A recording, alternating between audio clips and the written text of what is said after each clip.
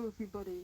Today I'm going to be discussing things, talking about things. I don't know. We're going to be watching this, and I'm going to randomly pause it and annoy you with how much I'm pausing it. And we're going to talk about it because I like doing stuff. I don't know. I'm seeing if this works out or if this is the kind of content you guys aren't into.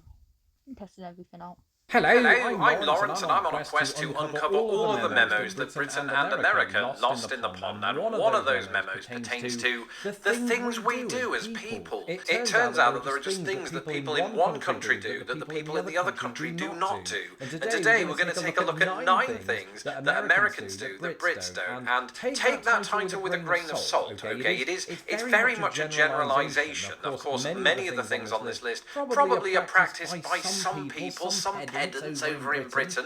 I said pedants, not peasants. But for the most part, on the whole, generally speaking, how many other ways can you say that? Americans do these things more than Brits. Now, if I'd have done this list maybe 12 years ago before I moved to the United States, there are some things I would have included that have since caught on in Britain. So, baby showering or queuing up for the Black Friday sales or getting a coffee to go. So since there's more of a level playing field in regard to those things, I'm just going to leave them off the list. And given that we're all presently trapped in our bunkers, even the ones that did make it onto the list probably shouldn't temporarily, including this.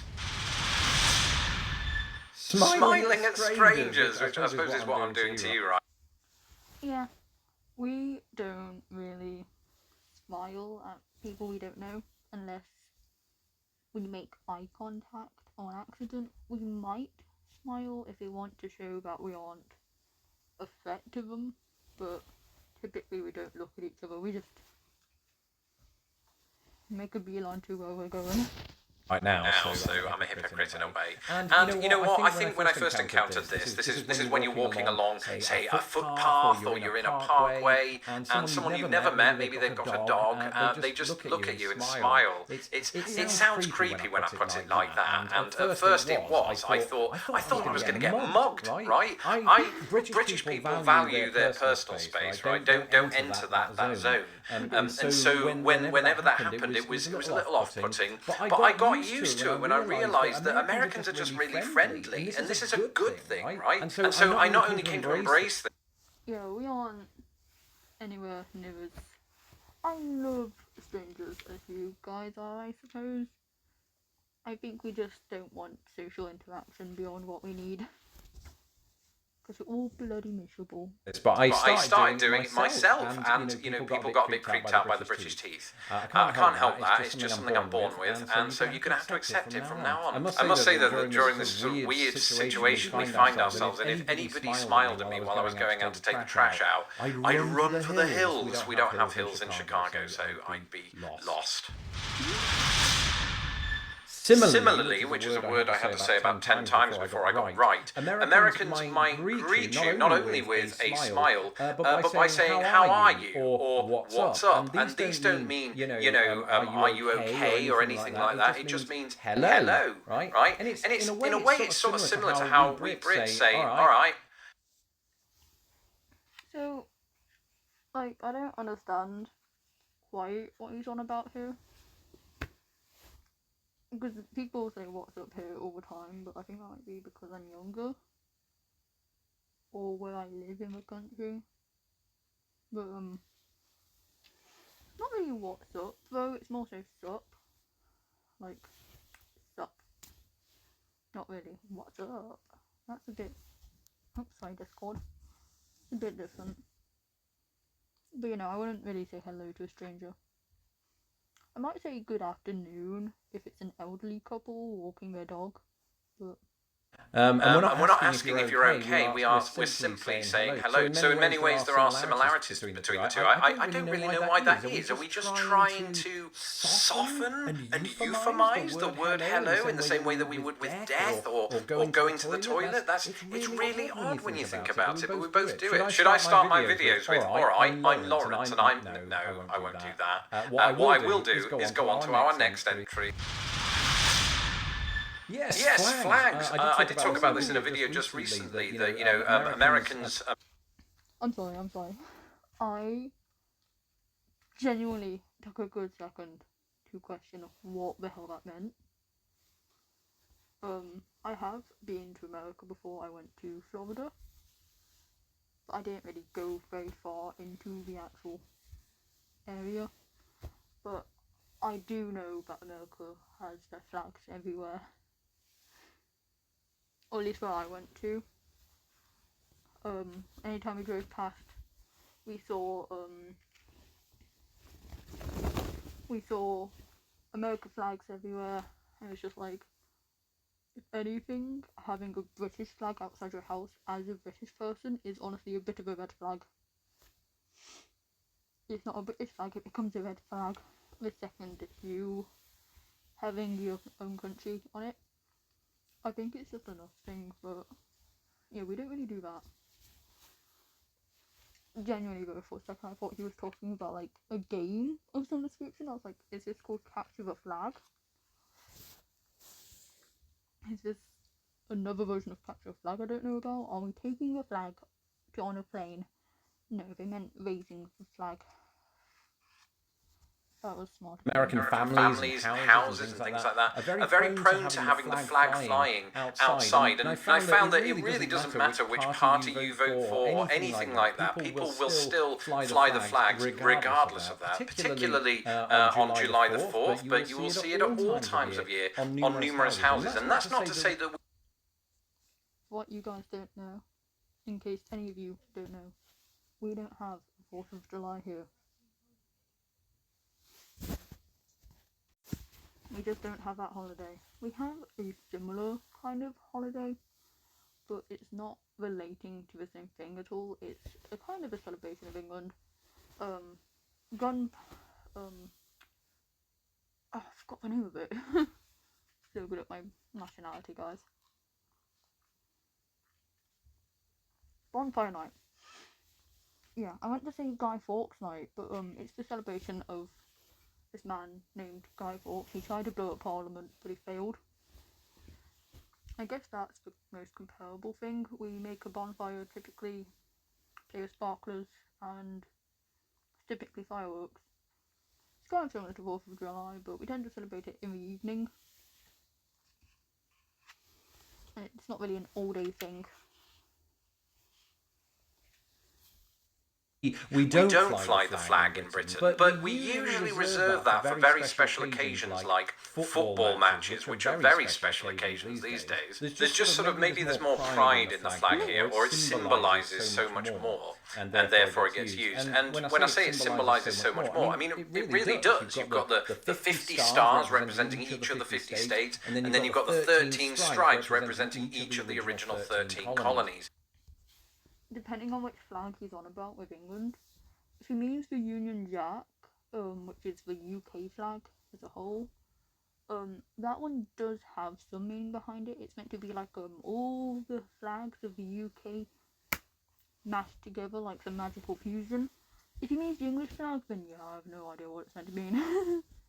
And so it's symbolic in many ways, and you know, it's part of the lexicon even. You've got words like Old Glory, Stars and Stripes, and things like that. And so it's a very pervasive part of American culture. Yes, date formats. You know, again, I've spoken about this before. I hate the way you guys do the dates. I hate the way America does the dates, okay? Like, sorry, something fell over.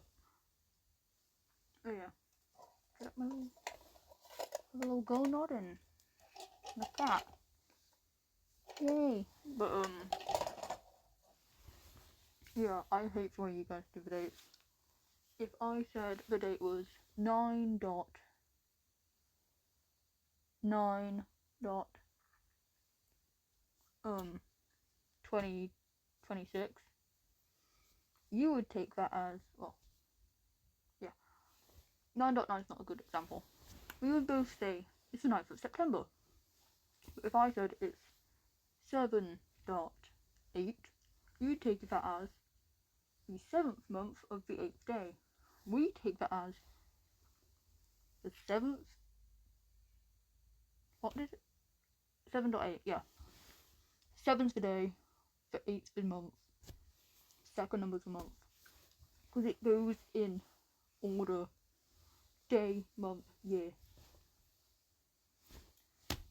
why is the day in the middle for you guys? That makes no sense logically. On the channel, but it's very much worthy of inclusion because when I first moved to the United States, it was very hard for me to get out of my head the British way of writing the date, which is to put the day first, the month second, and then the year. So it's sort of in order of unit, right? The smallest entity, the day, the second smallest, and then the third smallest, the year.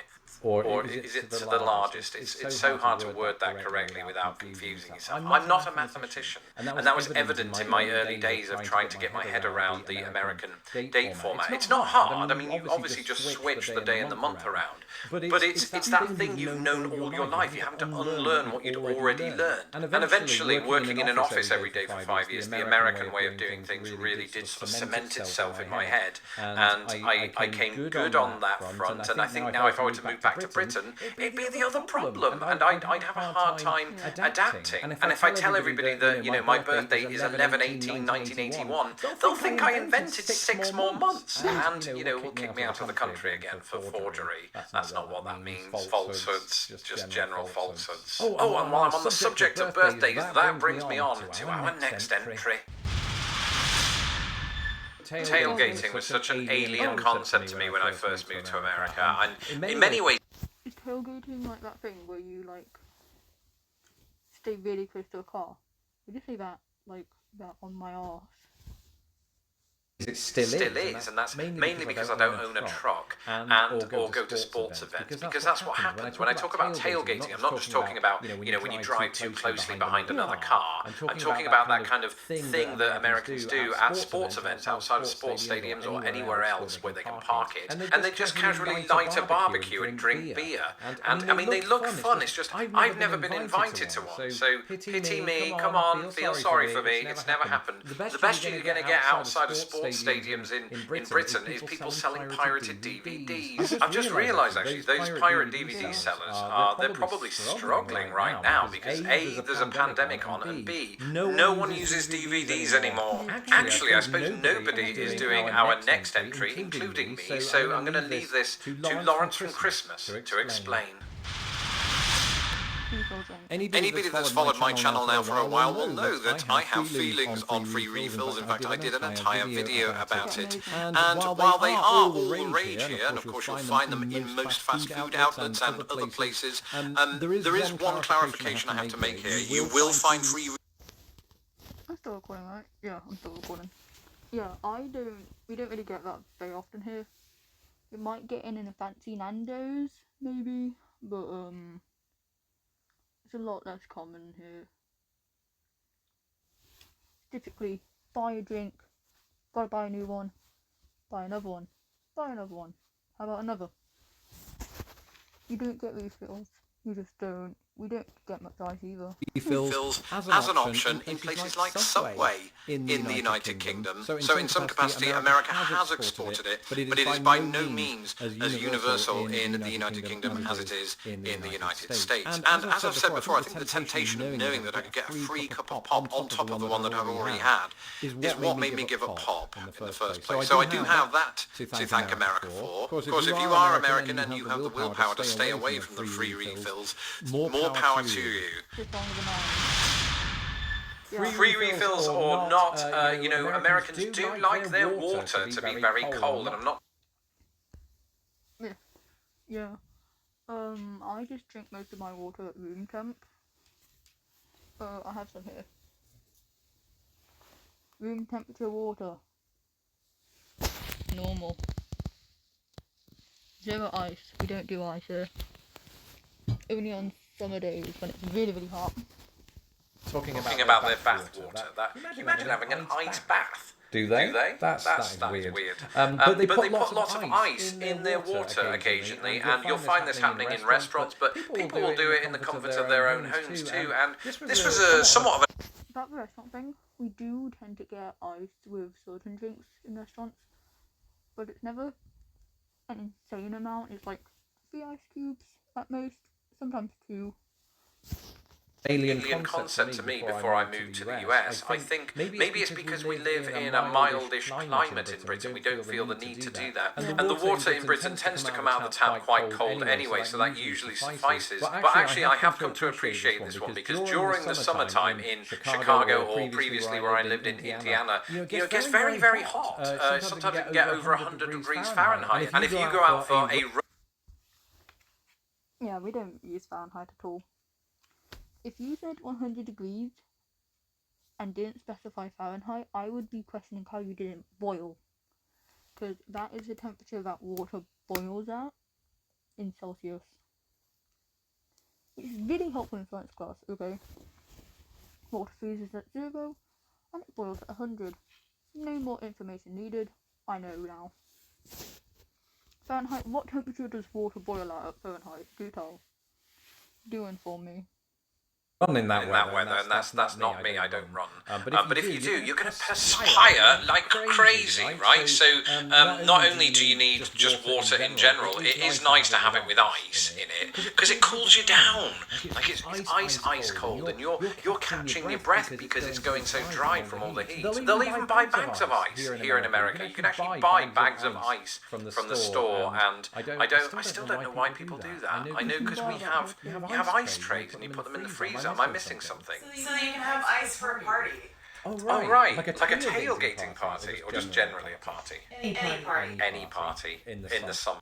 Do explain, what is a tailgating party? Is that when you just sit in front of people's cars and barbecue or something? I don't understand that. Or winter. Who has ice in the winter? I mean, in their drink. Floridians? That's true. Is it even winter in Florida, though, when it's winter here? Yes, but no. Not the same. This one seemed really strange for the first few months of living in America. People going out to the store in their pajamas. Ah, that's where he's wrong. That is where he's wrong.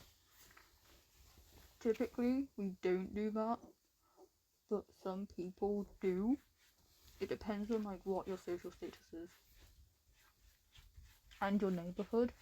A lot of people where I live tend to just throw on a jumper over pajamas and go to the shops. But if I tried to do that, I think I would be executed. And sweatpants and things like that. It's as if they don't care about what they look like while traversing Walmart, which I can understand. It's not really something you'd find back in Britain. I'm not saying we dress our Sunday best to go shopping, but we at least make an effort, put on jeans and a t-shirt. You will see people going out in their gym jams, their jammies, PJs, right? And I'm not exempt from that, especially right now. I mean, I don't care what people. I want people to avoid me, so of course I go out in my pajamas. Or anything. I went out in this the other day. These aren't my pajamas. That's just me looking like a Sith Lord, a dime store Sith Lord, but nonetheless a Sith Lord. And I suppose in many ways it speaks to that American tendency toward comfort. But this is not just a pandemic era thing. I mean, people have been doing this for centuries, probably. Pajamas? Yeah. I feel like that started in the 90s. So there weren't people going in the 19th century going out with their sort of sleeping cap on and things like that to their local blacksmiths or whatever. That's it. Thank you for watching this episode of Lost in the Pond. Don't forget to follow me right here on YouTube. I will like this video, but yeah, you guys do a lot of weird things.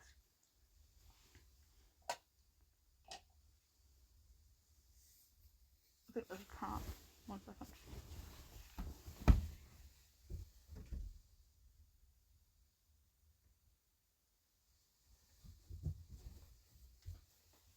Here, have a cat. That's your reward for sitting through this monstrosity of a video. Have a cat.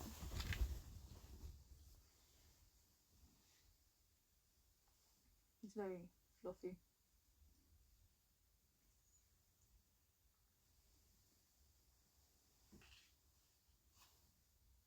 Why do I don't even know how I got him. Look how big he is! He's a big kitty!